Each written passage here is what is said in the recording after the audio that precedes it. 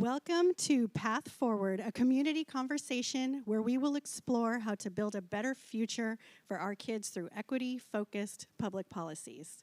My name is Stephanie Thorpe, and I am the Vice Chair of the Board of Directors for Children's Alliance. Before we begin, I would like to take a moment to acknowledge that the state of Washington was made possible by the 7 treaty arrangements of tribal governments representing the people who have lived, worked, and built community in this state's lands since time immemorial. We honor the native elders of the treaty tribes, the Coast Salish and Interior Salish, the Duwamish, and all native peoples on whose ancestral lands our office is located. We are grateful for the chance to shape the laws and policies governing children and families living here on their ancestral lands. It is my pleasure to introduce our moderator for today's event, Dr. Stephan Blanford. Stephan has served as the Executive Director for Children's Alliance since 2020. He is a former school board director of Seattle Public Schools and was honored with the Leadership for Equity Award at the culmination of his term. In 2022, he received the Billy J. Frank Race and Social Justice Award from the Evergreen chapter of the American Society for Public Administration. Please give a warm welcome to Stephan.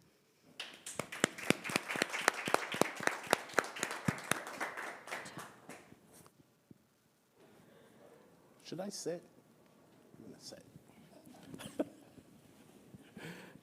So welcome to the space. The staff and I moved into this space at the beginning of the month this month, and so we are super excited to host this event and welcome you into this space.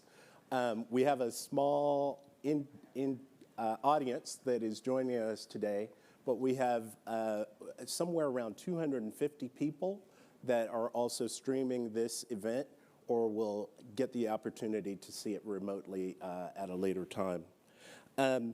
Children's Alliance is coming up on its 40th anniversary next year, and we are just thrilled to have the opportunity to advocate for children and families in the state of Washington over these many years. We work with families, with legislators and providers to craft policies that impact children and give every child the opportunity to live up to their vast potential. And in order for us to do that, we have to be unapologetically anti-racist in our orientation. We have to have difficult conversations with people, but we always want to meet them where they are and help to advance the idea of anti-racist policymaking.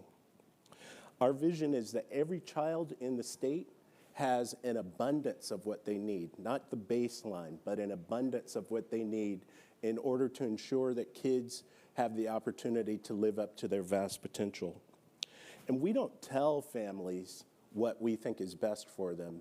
We reach into communities, we talk to parents and providers all over the state of Washington, and we advocate with them and not for them. And I think that is an important thing to reflect on in this time when we're struggling to know how to live out our anti-racist values.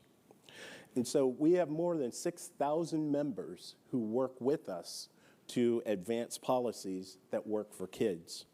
And they have helped to power some historic wins for kids over the years, like the Fair Start for Kids Act that we'll talk a little bit more about.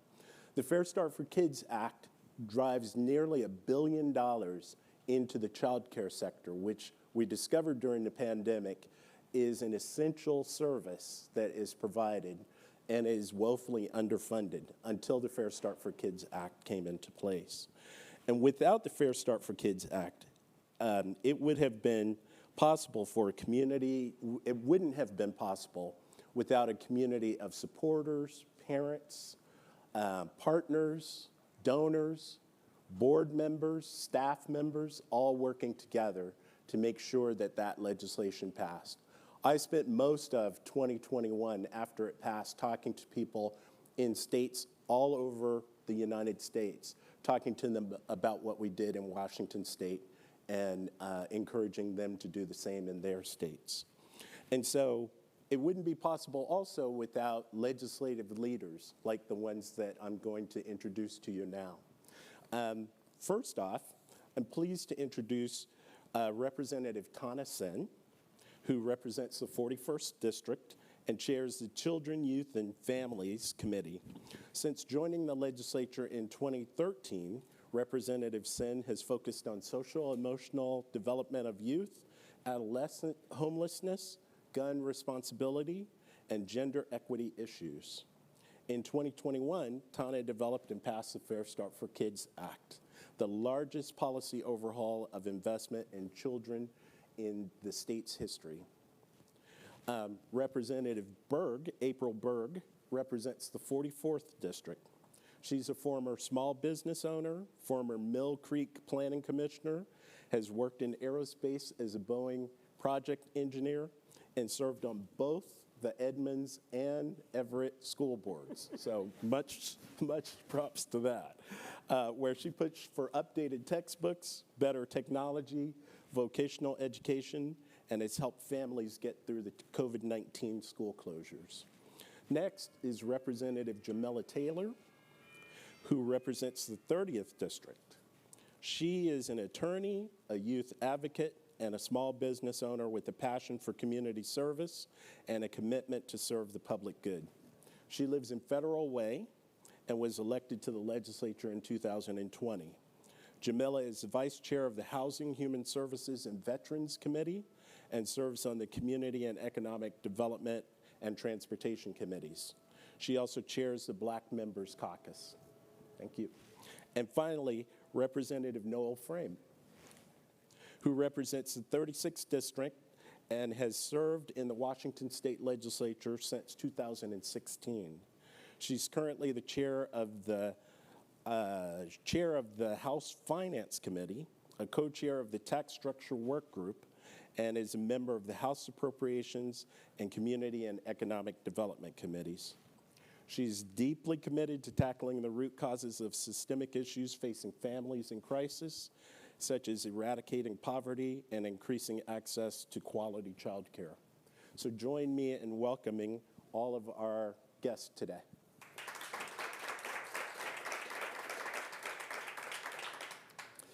So I'm going to start off, the format of this is I'm going to start off with some questions. We have some other questions that are coming in from our virtual audience, and we also hope to entertain some questions from our in-person audience as well.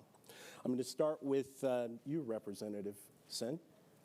Along with Senator Wilson, you were the prime sponsors and brains behind the Fair Start for Kids Act, which I mentioned earlier.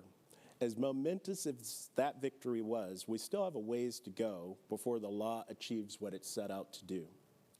Can you tell us about the implementation of the law and what things should child advocates look out for to ensure that the children and families and child care providers who this law is designed to help actually benefit from its provisions? Yeah, thank you so much for the question, but really thank you so much for pulling this together and bringing my colleagues together.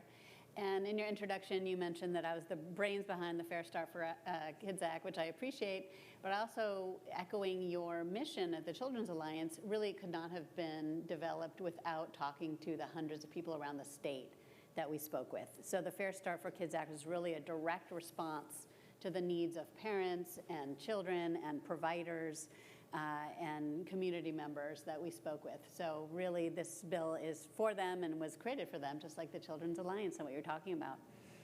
The Fair Start for Kids Act has already made some monumental changes, in particular ensuring that providers have access to health care, which they didn't before, and during the pandemic, I mean, that just was unacceptable. Increasing the income for families to qualify for subsidized child care, and increasing quite significantly the pay or the subsidy rate that we pay for Working Connections childcare. It also has created a number of work groups that are looking at and that we're now getting the reports from around different rate structures for bilingual education, for trauma-informed care, for non-standard hours rate increases. And so there's a lot of work that is still rolling out, in addition to the gradual increase of those who qualify for working connections. Some of the things that we have already done, in addition to what I have mentioned, is we recognize the language barriers that can exist for providers and for families. And so at the Department of Children, Youth, and Families, there are 3 designated people who, in various languages, who are committed, and their job is to translate and communicate in various ways with communities who don't have English as their first language, which is a huge aspect. And then one other amazing thing that we are just hearing such incredible feedback is around the mental health consultation system. And this sounds, to those who might not be aware, kind of a bizarre issue to think about mental health for youth and for little kids, but really it's having consultants going into childcare, mental health professionals going into childcare, working with the provider and the child and the family to make sure that they understand behavioral issues, what might be leading to some of those behaviors, what's the impact of trauma, and really making sure that we are getting to some of those and addressing some of those issues to reduce expulsion and to improve opportunities and for kids and the providers to continue to serve all families. So it has been quite exciting, and I look forward to more to roll out. Excellent. Are there any other comments on this particular question before we move on to a different question? Covered it. All right. That was, yeah. Excellent.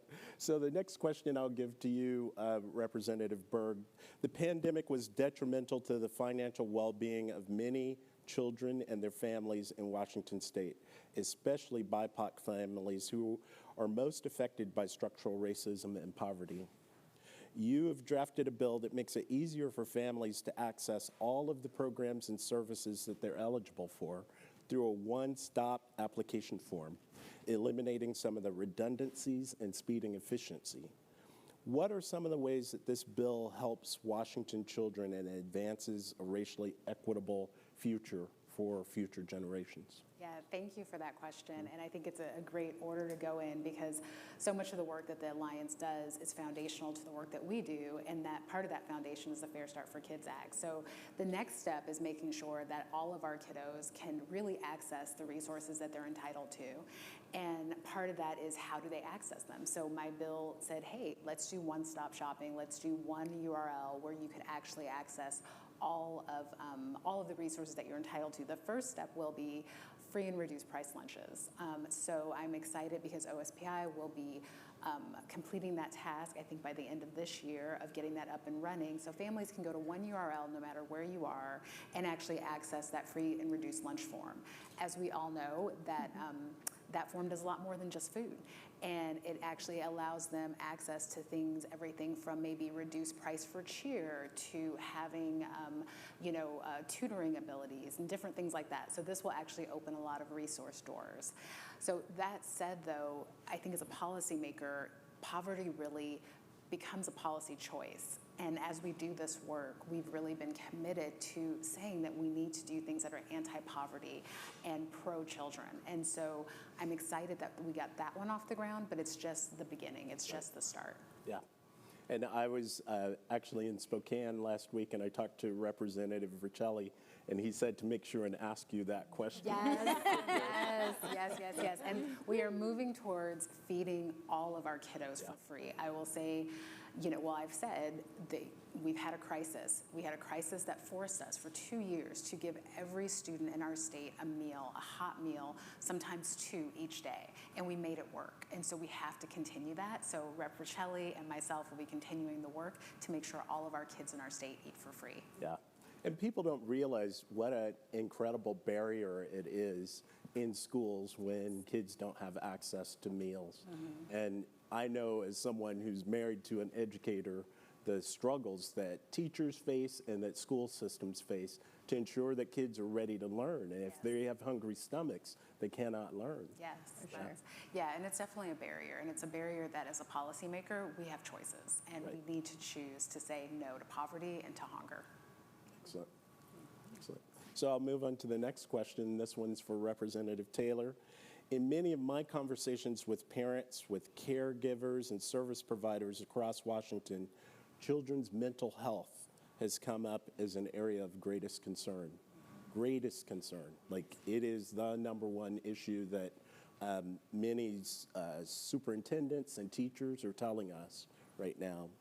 The latest statistics on child well-being indicate that many more children in our state report that they're struggling with anxiety or depression compared to the national average.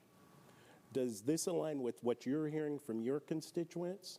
And if so, what legislative solutions are you interested in advancing in 2023 to address these growing concerns?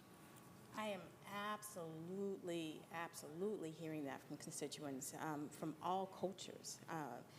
I just was in a forum last week with Spanish language being the presenting language for the forum, and it was translated into English for me. So the challenge of even being in a room where your English is not your first language, the stress of that, the trauma from that, and the fact that there's so many people who are trying to access our systems that are not built for them and are not recognizing the wonderful diverseness of all of our cultures as folks who are trying to do the very best that they can here.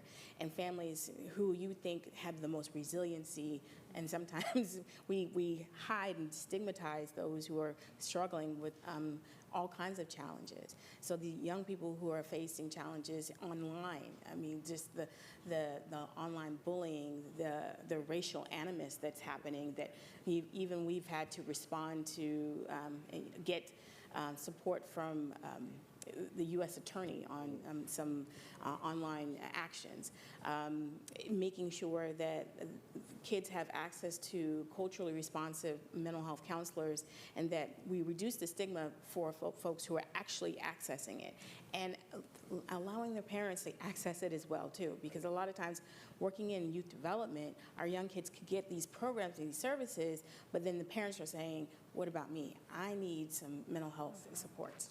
And when you send a child into a healthy environment at the school, in after school, and then you take them back home into a toxic situation, all that work is undone.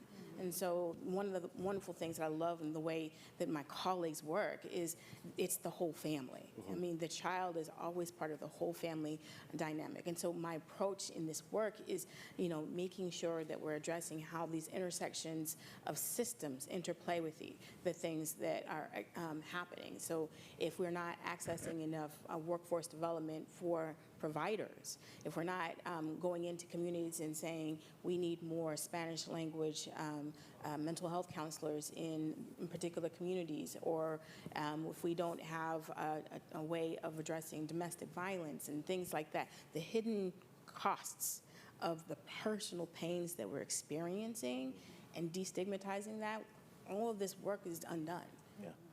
And working up and down the political leadership and ensuring that our local leaders know that, it's important for us to deploy these resources in our communities and not say, oh, we don't have this problem.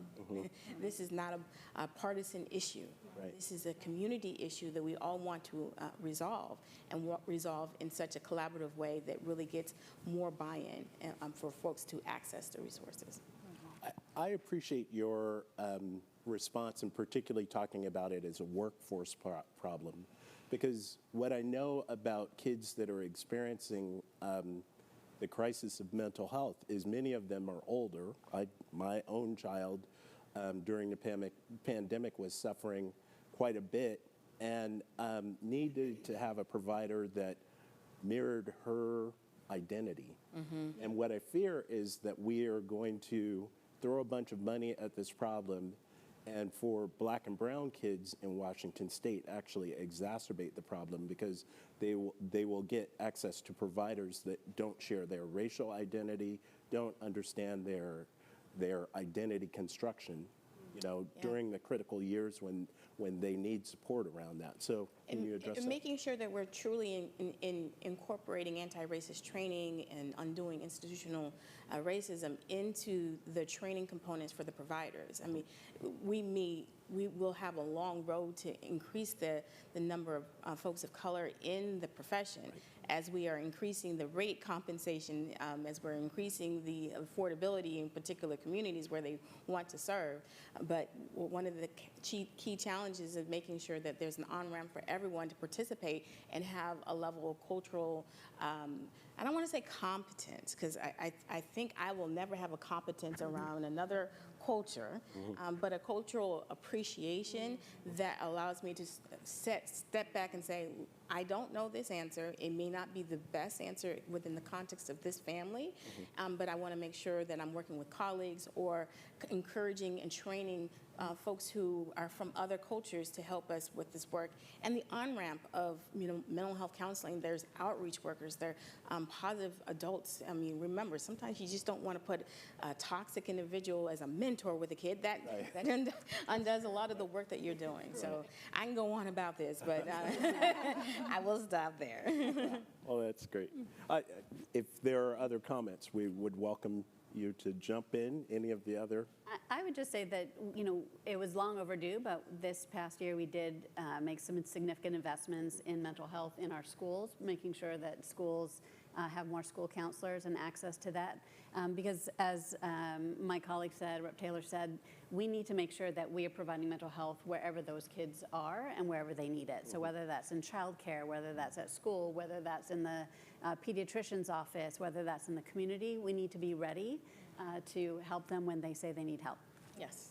I think one thing that you hit on about just what our counselors look like and who they are, and there is sometimes implicit bias, and we see that in the school system through sometimes just the process of getting a child on an IEP and what children we choose to say you need those extra support services and are acting up, acting out.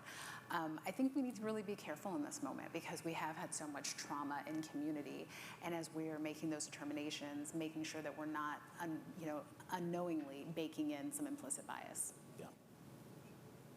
Yeah. So the last question that I have is about how we're going to pay for all of this. And Washington State has been long recognized as the most regressive taxing system in the United States. Meaning that low-income people pay a disproportionate share of their income in taxes, while the wealthiest in our state, some of the wealthiest people in the world, shirk their responsibility. It seems that in 2023, we may actually have the political will in place to finally take some steps to remedy this injustice. Can you talk about the wealth tax that you plan to propose and what this could mean for BIPOC families, children and families in Washington State? Well, absolutely, and of course, thank you for the question, my favorite topic. But I'll take us a couple steps back before I do that. We often hear the phrase that budgets are moral documents, and what I like to say is, well, so is the way that we pay for it. How we raise the revenue in the first place, from whom we raise that revenue. There's morality in that too, and as you just outlined, we're not doing too great on that part here in Washington State with having the most regressive tax code in the country. We took two really important steps in our 2021 session that is important to stop and celebrate the wins along the way.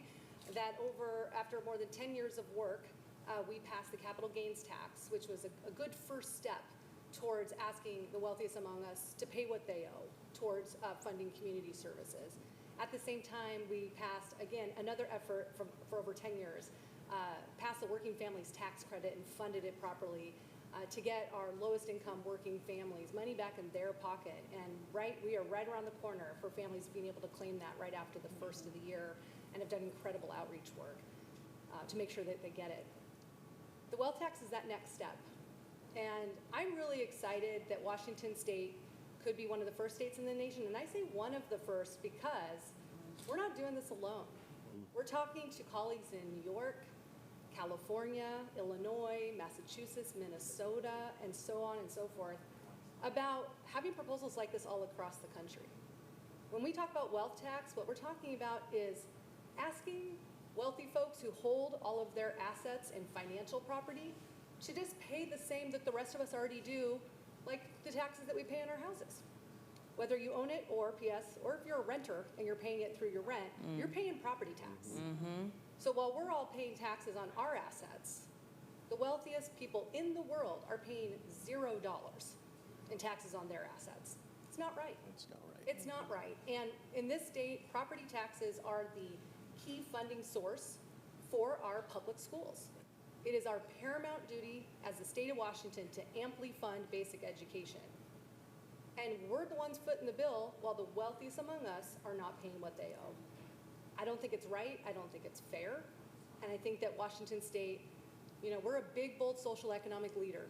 We've been a leader on a lot of economic issues in this country.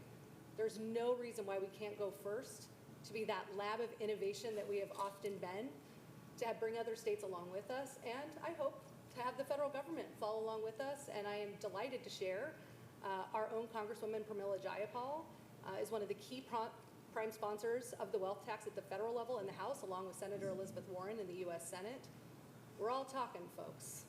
So I hope that we will start down this path next year, and excited to share. And thank you to the Children's Alliance for even helping folks understand how incredibly important the tax code is to addressing poverty. As Rep. Berg said, poverty is a policy choice, and the tax code can exacerbate those inequities or help undo them. I hope we'll help undo them. Nice.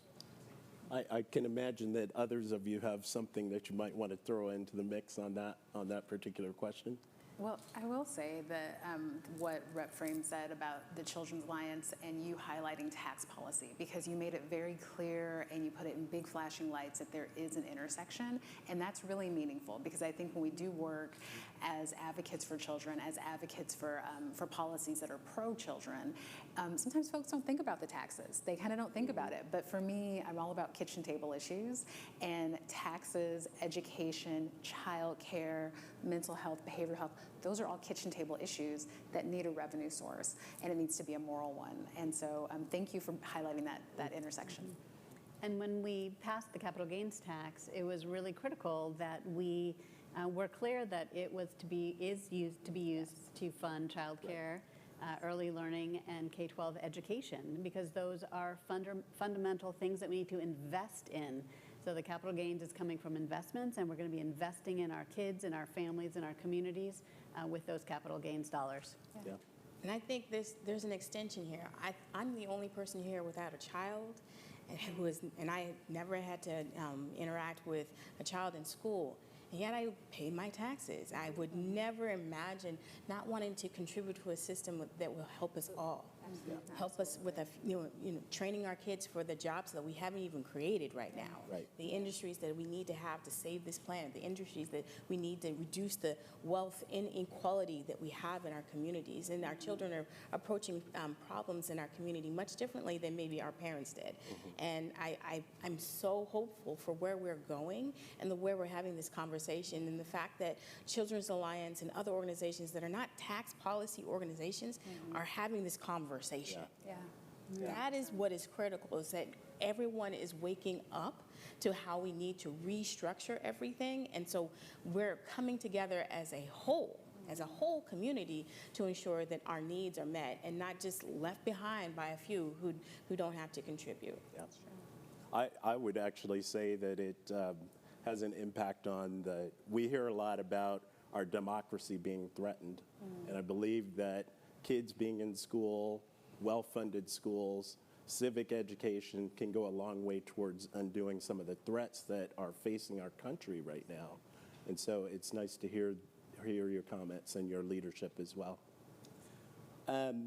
We have time for a few questions that are going to show up on the screen. First is a question from a longtime child care provider and advocate, Lois Martin.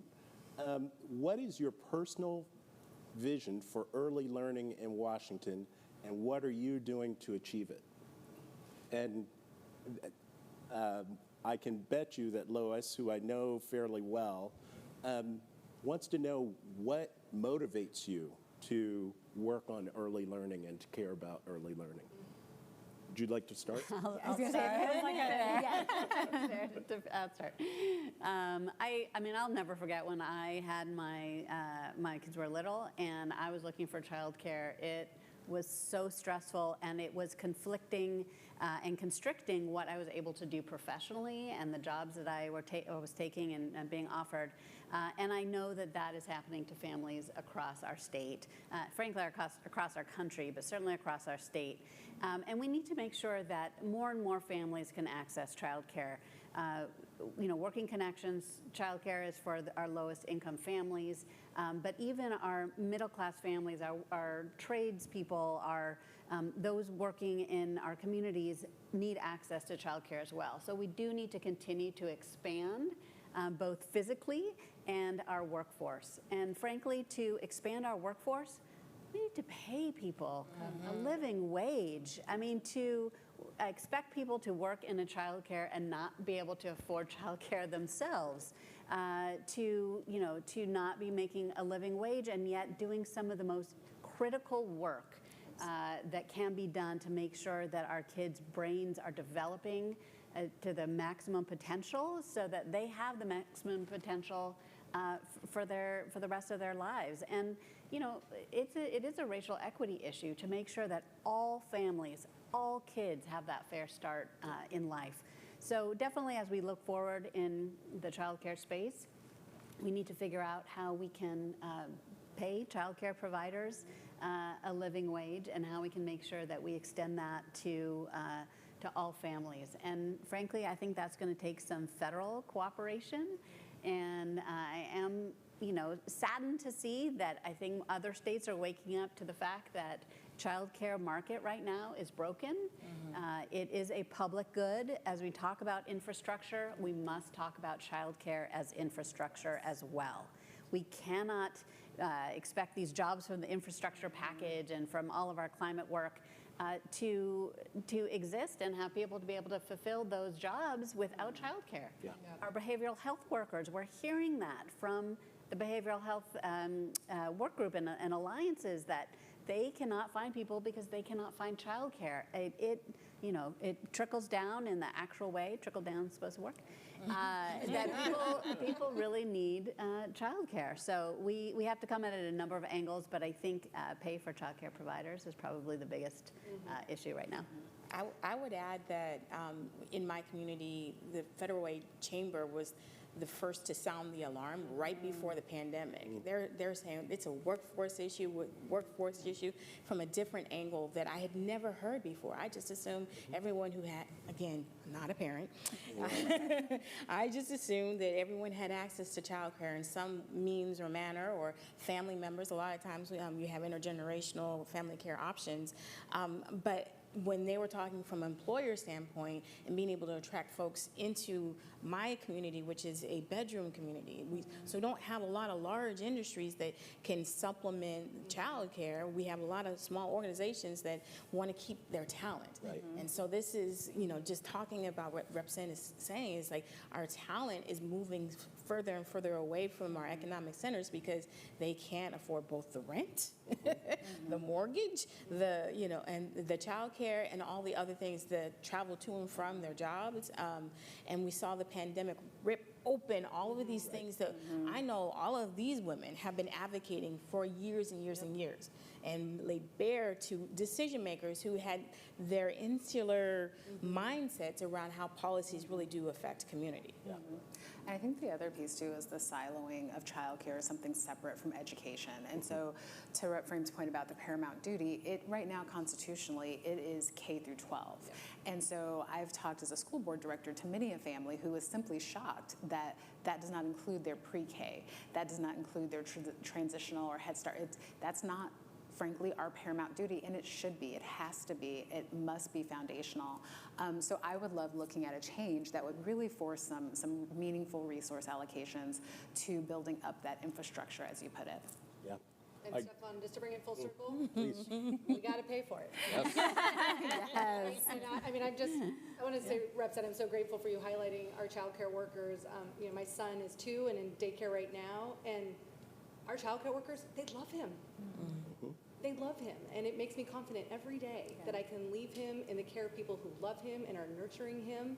And those folks deserve to make more than they are making right now. The workers, but also the small business owners. This state has spent 20 years trying to design a world-class early learning system, and we've never really fully paid the bill. The subsidies that we send to them we've made progress, we've increased them, but it doesn't pencil at the end of the day for our small business owners, which are, in this industry, disproportionately women of color. That's right. So it's a racial equity issue for our families trying to get to work. It's a racial equity for our small business owners, and it's a racial equity issue for our workers themselves. So we have a lot of work to do here to really live up to the promise of early learning, which every research data point we have out there tells us there's no better investment that we can make. 100%. It just pays off in dividends. But again, you gotta pay What's the check. number? It's 17 to 1? Something. Every dollar invested returns back $17 to society for childcare. And another statistic that Rep. Senn and I heard on a committee that we serve on is that the child care sector right now is the third lowest paid sector in all of Washington State. We say how important it is. The brain science tells us how important high-quality child care is, and we undercompensate, in many cases, black and brown women, right? And we wonder why we get the outcomes that we do. And so thank you, all four of you, for maybe my child care needs to be better, but thank you all for bringing that question. The next question, from Cedric Davis at the Seattle Foundation.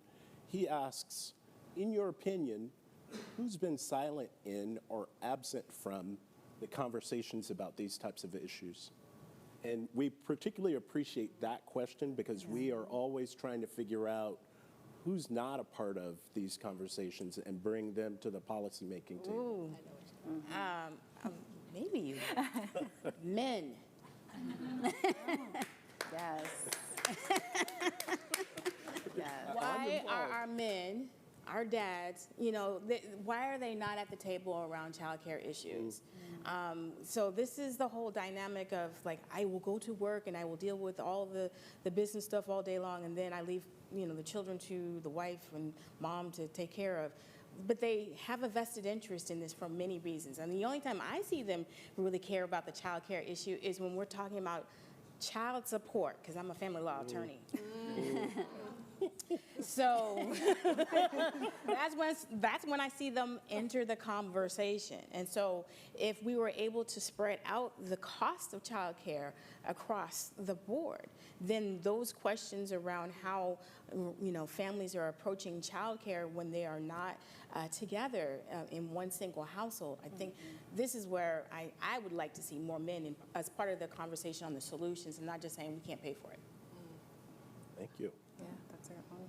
I would just add one other community I think is missing or needs to have a bigger voice at the table, and we all have work to do to make that so, is our families with kids with disabilities. I think we've taken some really big steps in the last few years, thanks in big part to Rep. Senn and her leadership on the Early Learning Committee, but we have a long way to go to be inclusive of our children with disabilities, and it starts in early learning. It's not just, if we wait till K-12 to address this, so I think our ESIP program, we made some big steps in the last few years, but I continue to just see that our families and kids with disabilities are really struggling to even be able to be at the table. It's such a lift to engage for anyone in these public processes, but particularly families that were dealing with some real big stuff. So I think we got to roll there. And I think the intersection of what you said and what I was thinking is just families that need language access. And so we really don't have enough language access points, especially as it relates to all of our families, but when I think about, Rep. Taylor was educating me the other day about some IQ tests, and our IQ test that triggers so many services is only given in English. And so it really makes you wonder, how are we adequately testing and then, providing resources for these families? So I think our immigrant communities, our English as another language communities, that needs to be. And I hate to say English as a second language, because what I found when talking in communities, this is like their fourth language. Right. This is like their fifth language. Like, we are so far behind. So we unintentionally marginalize even as we try to designate these communities. We say you're trying to do something that we know they've already accomplished. And I have to say, give a push and a pull. that the Chamber of Commerce and Amy Anderson in particular has been an amazing partner in Fair Start for Kids and in talking about these childcare issues. And frankly, we need more business engagement. We are talking about the future workforce, and we are talking about the current workforce, right? We know that so many companies are not able to find employees right now, and so many are unable to go back to work because they don't have childcare. And so we need to have the business community shouting from the rooftops too that this is a solution, and to have them being at the table and frankly providing some more dollars to help with the situation. Again, some amazing partners that we have had, and we need to continue to make sure that we are working with the business community and they're working with us. And similarly, some of our cities and counties, frankly, as they are looking at what makes a healthy community, what makes a healthy city and county, it includes having a robust economy, which means childcare. And so how are some of the local development policies, how are some of the local negotiations with businesses as they come in, and with, again, thinking about childcare as an infrastructure piece, how do we get them to be more engaged? And I think they're starting to be forced to, and so they are starting to come to the table because this is such a dire issue. That's true. Do we have one more question? We do. A question from Desmond Pullen from the Partnership to End Homelessness. What thought has been given to including immigrants in equity-focused policy?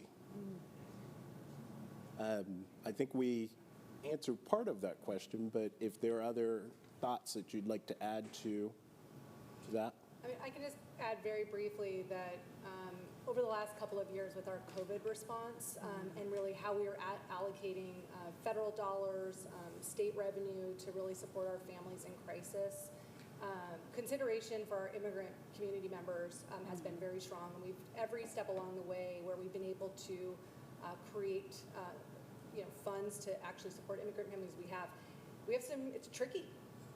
It's tricky when it comes to public dollars, how to design those programs to stay in compliance with federal funding and other rules. But the Immigrant Relief Fund is something that we created through COVID dollars that's out there. That money is being distributed. So we have to be really thoughtful about how we do it, but we have absolutely prioritized immigrant families through our COVID response these last couple of years. And I think the other piece of it is the lens. So as we talk about immigrant communities, we always have to use that lens of knowing that we need to be cognizant of those communities. And I give the example of the working family tax credit, where when we went ahead and actually fully funded it, it was on the contention that we will include I-10 filers. That was huge, and that was a moral foundation for us passing that. That was not going to go unless we included those folks. But we had to stand our ground. We had to be vocal. We had to be intentional about including the community. I think in everything we do as policymakers, we have to use that lens of who are we including and who are we not including. And then recognizing that the immigrant community is not a monolith, right? Yes. I mean, not every immigrant community has been able to access the resources that we have provided in our policies and in our budgeting. And so making sure that we are more inclusive around how we go to the immigrant community challenges, and ensuring that we're appropriating things in a way that matches what the needs are of the communities, and not pitting communities against each other, or allowing that kind of conversation to go against each other. I mean, the coalition building that we saw with the pandemic is one way that we're incorporating that into our future policy making, and ways that we can open it up for more conversations, and we as lawmakers are going to be comfortable with being uncomfortable. And frankly, when we think about immigrants, a subset, I think that's really important, especially right now, are refugees, and which get funded, considerably from the federal government around policies. But kid issues and kids' costs are not in any federal benefit. So the cost of diapers, the cost of childcare, the cost of, just if you think about clothing turning over as your kids grow so quickly. And so that's a place for the state, for our communities to step up, and need to really make sure that we are thinking about our refugee families at the same time. I'm wondering if anybody wants to jump in and talk about the lived experience bill. an opportunity for people to come and give testimony and be compensated for their time. So I can kind of comment on that, but I wanted to give an example just about the cultural competency around our immigrant communities. And so that's a great example of having folks come in to give us lived experience as we develop policy. We dealt with a lot of food insecurity during COVID, and we worked with a lot of communities on food boxes. And the food boxes, many of you might not know, but they're a lot of times compensated on weight. So what are the heaviest things you can put in the box? And are those heavy things in the Northwest, I'm talking to you, zucchini, are those things that are culturally competent for all of our communities when they are facing dire hunger? Those are things that probably could have been sussed out during a lived experience policy-making panel where we could talk to folks about, no, we don't want any more squash. We just don't, and we're going to have to figure out how to compensate farmers in a way that's not based on weight. So it was an interesting example and one that a constituent brought to me. That's nice. Yeah, the lived experience of compensating people for participating in work groups and task forces when we're trying to make our policies more responsive to the community and really work for people in the community. When we ask for their opinions, we have to really view it as their expertise, because we can only get that from them, and yet they're the very ones who are struggling to make ends meet, to pay for a dinner or childcare or transportation to get to said meeting. So to compensate people with lived experience and people who are working on task forces, I think was a huge step. And I think it frankly goes hand in hand with one aspect of the pandemic that really has changed the way the legislature works is having remote testimony. Yes. Yeah. And that also is not going to go away. We are going to maintain remote testimony because, again, we're getting such more genuine input from people who can't take off a day's work, drive to Olympia, find childcare or pay for that lunch and the parking and the gas. Their job to be on this force. Exactly. And so having remote testimony has been a game changer, and again, I think really improved our policy and the engagement from our communities. Well, get ready, because we just hired a mobilization manager in Spokane who will have the responsibility for getting people, making sure that they're ready to provide their expertise in the policy-making circles that are happening. So I'm really excited about hearing you say that it will continue in perpetuity, because it is such a barrier to the children and families that we care about if they have to go to Olympia to provide testimony. It's making a huge difference. One thing I want to add is that we are a citizen legislature, and so this is one of the most significant barriers to connecting with communities. I work full-time outside the legislature, and so finding the time to be able to go into community to hear perspectives when it's most convenient to community members has been one of the most pressing challenges I have in doing this work. I feel like we need to reframe and restructure the legislature so that we have more access to community, because by design, by us not being available to community, then our policies cannot reflect community. I have a bill for that. I know. Get ready, 2023. Yes, that is exactly it. You can tell we know each other. So we're coming to the conclusion of our time together. I'm wondering if there are any quick closing thoughts, anything that you haven't shared that we want to get on the table before I close this down? I feel excited and hopeful. I mean, right now we have a lot of rhetoric around what's wrong with community, and I feel like we're highlighting what's right with community. We're highlighting the solutions that community members have at the ready to make sure that we are going in a direction that supports every single family, every single child.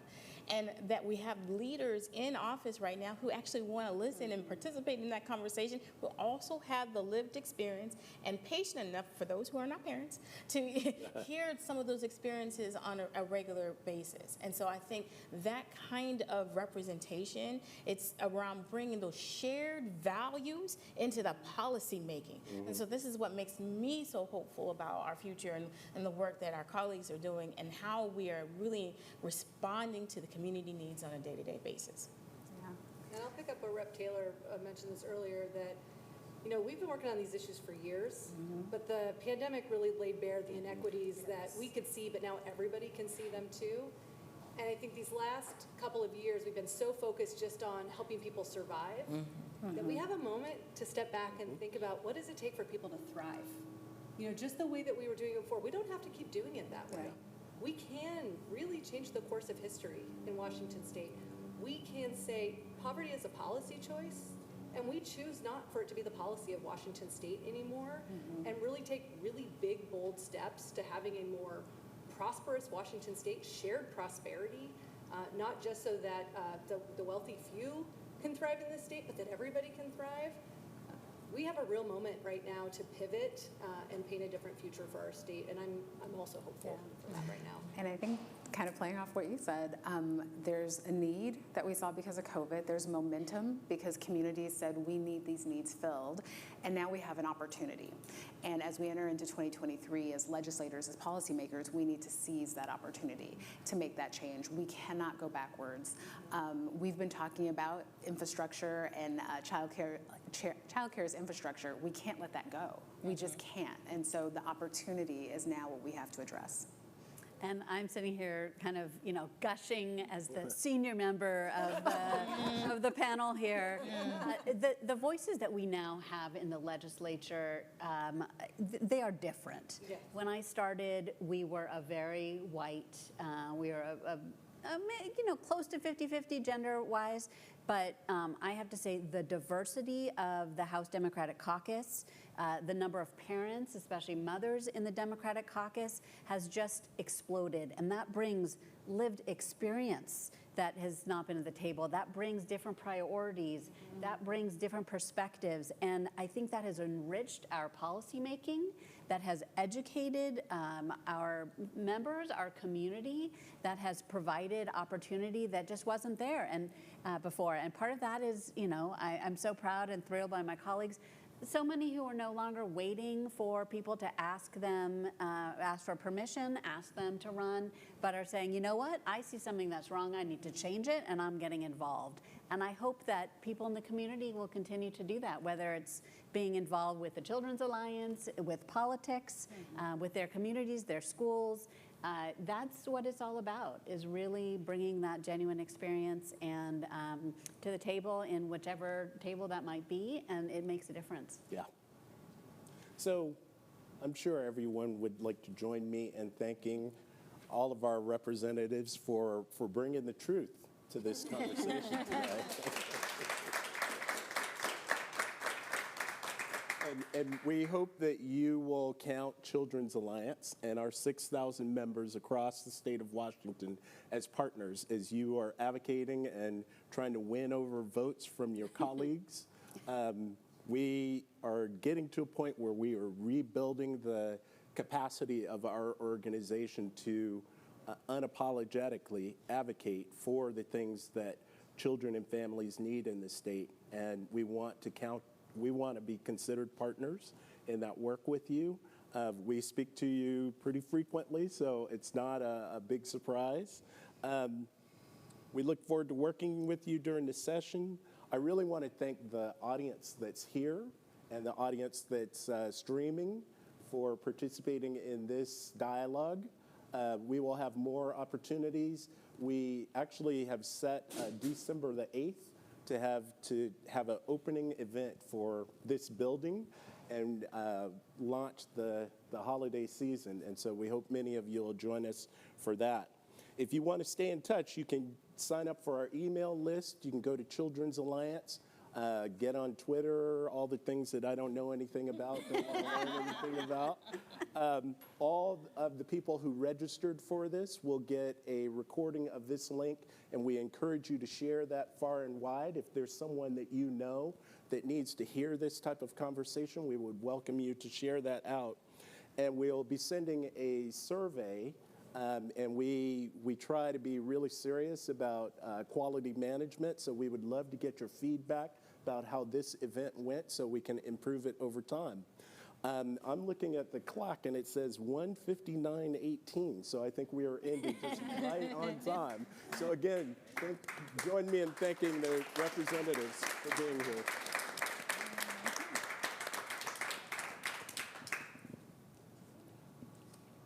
All right, I think we'll call it.